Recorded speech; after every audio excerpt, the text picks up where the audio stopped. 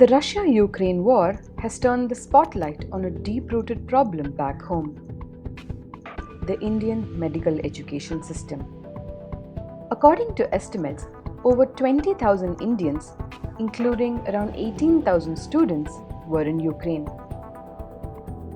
As per a statement made by External Affairs Minister S. Jaishankar in the Rajya Sabha on March 15, about 22,500 citizens have returned home safely. Under the evacuation mission Operation Ganga, 90 flights were operated, out of which 14 were Indian Air Force flights and 76 were civilian flights.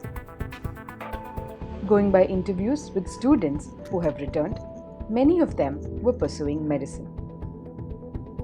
For about 3 decades, Indian students have been heading to Russia, China, Ukraine, Kyrgyzstan, Kazakhstan, and the Philippines to pursue a medical degree. The desire to study medicine still holds a lot of value in the Indian community.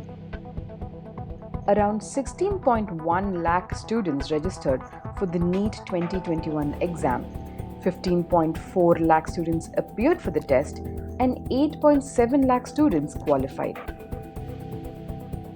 This raises the question of whether there are enough medical colleges in the country. As per a reply in the Lok Sabha, there are 596 medical colleges with a total of 88,120 MBBS seats for the year 2021-22.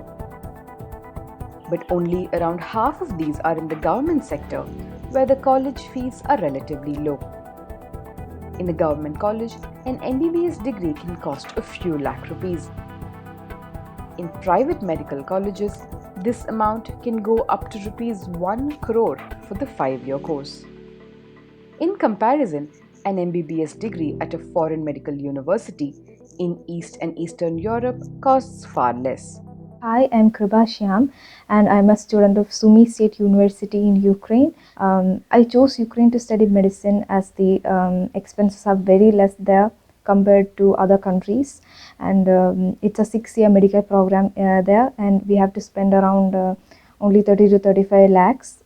Currently, the university has informed that we don't have classes till 31st of March, and they may start online classes from April 1st, and we haven't received much information about the future course of action because that will be according to if the war is going to continue or not.